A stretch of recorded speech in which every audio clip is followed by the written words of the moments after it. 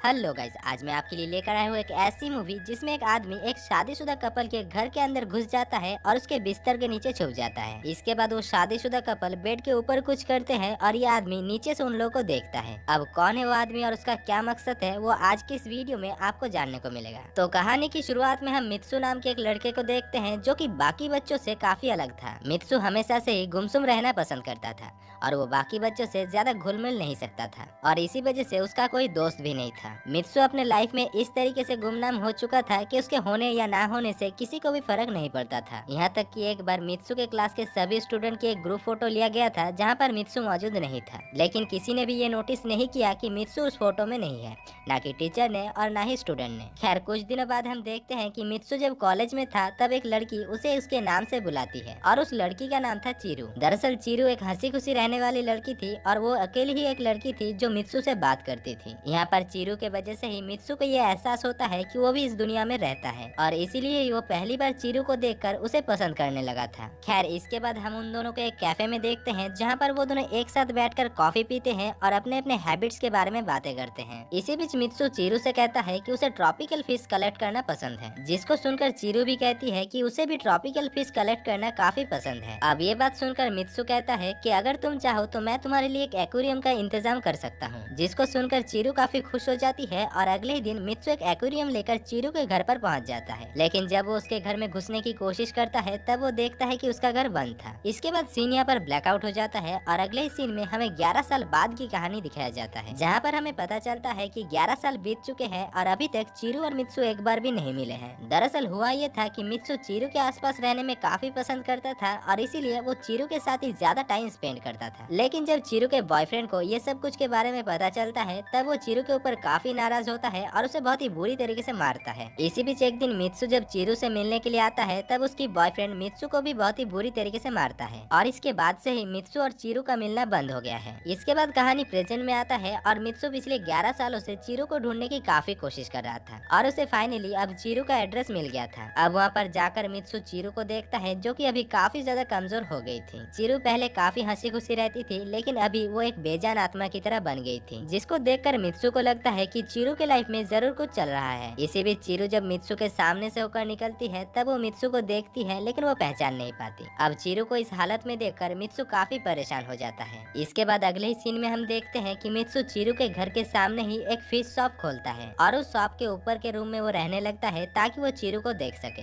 यहाँ पर हम ये भी देखते हैं कि मित्सु उस रूम में चीरू की काफी सारे फोटोज को रखा था, जिसको देखकर हमें पता चलता है कि मित्सु चीरू से अभी भी काफी ज्यादा प्यार करता है। इसके बाद वो एक बड़े लेंस की कैमरा भी खरीद कर लाता है ताकि वो उस घर से चीरू के ऊपर नजर रख सके। इसके अलावा वो एक लड़की के पुतले को भी रखा था जिसको वो चीरू की तरह ही सजाता था और बीच बीच में वो उस पुतले को चीरू समझकर उसे बहुत ही गंदी तरीके से टच भी करता था। खैर, रात में हम मित्सु को देखते हैं जो उस कैमरा के जरिए चीरू के घर पर नजर रख रहा था। तभी वो नोटिस करता है कि चीरू की हस्बैंड अचानक चीरू को मारने लगता है, जिसको देखकर उसे काफी अजीब लगता है और वो अगले ही दिन चीरू को देखने के लिए जाता है। वो घर के बाहर से ही चीरू को देखने लगता है और तभी वो देखता है कि उस आदमी ने चीरू को बहुत ही बुरी तरीके से मारा था, जिस वजह से चीरू के बॉडी में कई सारे जगह सूज गया था। अब इन सारी चीजों से ये तो साबित हो जाता है कि चीरू की हस्बैंड अक्सर चीरू को मारा करते हैं, जिस वजह से चीरू इसकी आदी हो गई है। खैर, इसके बाद एक और दिन गुजर जाता है और मित्सु अब हर सुबह चीरू के दरवाजे में एक फूल का गुलदस्ता रख देता है, लेकिन चीरू को पता नहीं होता कि वो फूल का गुलदस्ता उसे कौन दे रहा है। इसीलिए वो हर सुबह उस फूल के गुलदस्ते को फेंक देती है। उस फूल के गुलदस्ता को फेंकने की एक और वजह ये भी था कि अगर चीरू के हस्बैंड को ये पता चल जाता तो उसे और भी ज्यादा मारता। इसके बाद हम एक दिन चीरू को मित्सु के शॉप पर देखते हैं, जहाँ पर चीरू को देखकर मित्सु काफी खुश होता है। चीरू यहाँ पर कुछ फिशेस को देखकर अट्रैक्ट होती है, लेकिन वो उसे खरीद नहीं पाती क्योंकि उसका प्राइस काफी ज्यादा था। लेकिन ये बात जानकर मित्सु चीरू को अपना फर्स्ट कस्टमर कहता है और वो फिशेस उसे काफी सस्ते दाम में दे देता है, जिसको पाकर चीरू काफी खुश हो जाती है। और इसके थोड़ी ही देर बाद मित्सु एक एक्वेरियम लेकर चीरू के घर पर जाता है, जहाँ पर एक्वेरियम सेट करने के बाद चीरू जब मित्सु के लिए कुछ पीने के लिए लाने के लिए जाती है तभी मित्सु बड़े ही चालाकी से चीरू के घर के चाबी की एक निशान ले लेता है। इसके बाद जाते समय मित्सु उस घर में एक लाइटर छोड़कर जाता है और मित्सु उस लाइटर में एक माइक्रोफोन अटैच कर दिया था, जिसके जरिए वो घर पर बैठकर ही चीरू की बातें सुन सकता है। साथ ही हमें ये भी देखने को मिलता है कि मित्सु उस चाबी के निशान से एक डुप्लीकेट चाबी बना लेता है। इसके बाद रात को हम देखते हैं कि चीरू की हस्बैंड चीरू के ऊपर दोबारा हाथ उठाता है और उधर मित्सु भी चीरू के दर्द भरी आवाजें को सुन रहा था। मित्सु चीरू के लिए कुछ करना तो चाहता था, लेकिन उसके पास उतना हिम्मत नहीं था कि वो डायरेक्ट चीरू के पास जाकर उसकी मदद कर सके। इसलिए हर रोज जब चीरू घर से बाहर चली जाती है तभी मित्सु उस डुप्लीकेट चाबी की मदद से चीरू के घर के अंदर घुसकर उसके कुछ घर के काम कर देता है, जैसे कि वो उसके एक्वेरियम को भी साफ कर देता है और साथ ही साथ वो रेगुलरली उस लाइटर में लगा हुआ बैटरी को भी चेंज कर देता है। अब ऐसे ही कुछ और दिन गुजर जाता है और एक दिन मित्सु फिश टैंक को साफ करके घर से जब निकल रहा होता है तभी चीरू वहाँ पर आ जाती है। मित्सु सोचता है कि वो आज पकड़ा जाएगा, लेकिन वो किसी तरीके से छुप कर वहाँ से निकल जाता है। इसके बाद अगले ही दिन हम देखते हैं कि चीरू मछलियों के खाना लेने के लिए मित्सु के शॉप पर जाता है और चीरू को देखकर मित्सु काफी खुश हो जाता है। अब मित्सु चीरू को कॉफी ऑफर करता है और चीरू भी मान जाती है। इसके बाद वो दोनों काफी देर तक कॉफी पीते पीते बातें करते हैं और कुछ ही देर में चीरू मित्सु के पास से फिश फूड लेकर वहाँ से चली जाती है। अब उसके चले जाने के बाद हम देखते हैं कि मित्सु उसके झूठे कप को किस करता है, जिसको देखकर हमें पता चलता है कि मित्सु चीरू को काफी प्यार करता है। इसके बाद ऐसे ही कुछ और दिन गुजर जाता है और धीरे धीरे मित्सु चीरू के ऊपर और भी ज्यादा अट्रैक्ट हो रहा था। इसीलिए एक दिन मित्सु चीरू के घर से जाते ही उसके घर के अंदर घुस जाता है और उसके बिस्तर के नीचे छुप जाता है। मित्सु पूरा दिन बेड के नीचे ही कटा देता है और वही रात में चीरू के हस्बैंड जब घर वापस आता है तब वो चीरू के ऊपर वापस से हाथ उठाता है और ये सब कुछ बेड के नीचे से मित्सु भी सुन रहा था। अब थोड़ी देर बाद उसके हस्बैंड को वो नोट भी मिल जाता है जो कि मित्सु चीरू को उस फ्लावर बुके के साथ देता था और उस नोट को देखकर चीरू के हस्बैंड को लगता है कि चीरू की जरूर किसी और के साथ भी रिलेशन है और इसीलिए वो चीरू को बहुत ही बुरी तरीके से मारता है। यहाँ तक कि वो चीरू को घसीटते हुए बाथटब तक लेकर जाता है और उसे पानी से डुबाकर मारने की भी कोशिश करता है।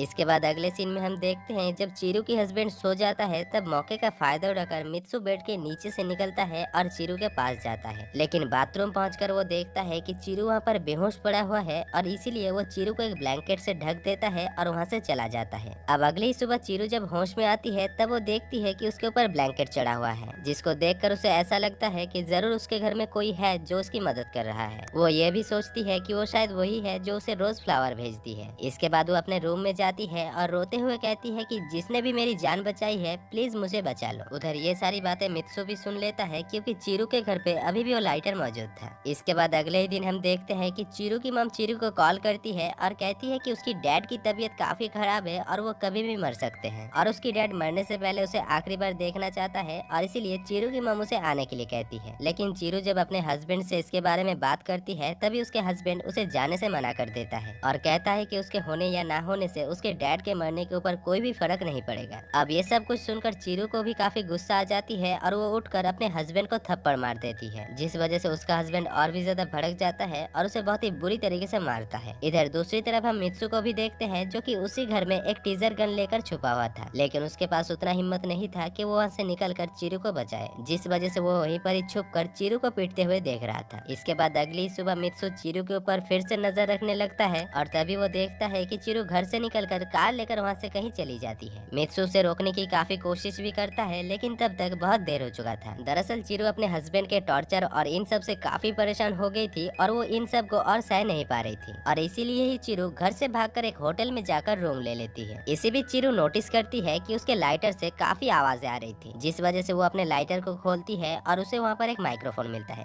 जिसको देखकर वो समझ जाता है कि जरूर उसके ऊपर कोई नजर रख रहा है। उधर दूसरी तरफ चीरू के हस्बैंड को भी चीरू की लोकेशन पता चल जाता है और वो होटल आकर चीरू को बहुत ही बुरी तरीके से मारता है और घर ले जाकर भी उसे मारने लगता है। लेकिन इस बार चीरू अपने आप को बचाने की काफी कोशिश करती है और वो एक चाकू लेकर अपने हस्बैंड को खुद से दूर रहने के लिए कहती है, पर उसके हस्बैंड मानने वाला नहीं था और वो चीरू को पकड़कर उसे मारने के लिए जाता है। लेकिन तभी हम देखते हैं कि वहाँ पर मित्सु भी पहुंच चुका था और वो चीरू के हस्बैंड को एक लेजर गन से शॉक देकर बेहोश कर देता है। इसके बाद चीरू अपने हस्बैंड के पास जाकर उसे गला दबाकर मार डालता है और बाद में हम देखते हैं कि मित्सु ये सारा जिम्मा अपने सर पर ले लेता है और उसका जेल हो जाता है। इसके बाद अगले ही सीन में हम देखते हैं कि चीरू मित्सु के घर पर जाती है और उसे वहाँ पर चारों तरफ सिर्फ खुद की ही फोटो दिखती है। इसी बीच वो एक फोटो देखती है जिसमें वो और मित्सु एक साथ है और उस फोटो को देखकर चीरू समझ जाती है कि वो लड़का और कोई नहीं उसकी कॉलेज की फ्रेंड मित्सु है। इसके बाद चीरू मित्सु से मिलने के लिए पुलिस स्टेशन पर आता है और वो दोनों यहाँ पर आखिरी बार एक दूसरे को देखते हैं। और दोस्तों यहाँ पर ही इस मूवी की कहानी खत्म हो जाता है। तो दोस्तों आपको इस मूवी की कहानी और मेरा एक्सप्लेनेशन कैसा लगा? अच्छा लगा है तो वीडियो को दिल से एक लाइक कर देना और चैनल को सब्सक्राइब करके आपके भाई को जरूर सपोर्ट करना। बाकी मैं मिलता हूँ आपसे अगली ही वीडियो में, तब तक के लिए जय हिंद।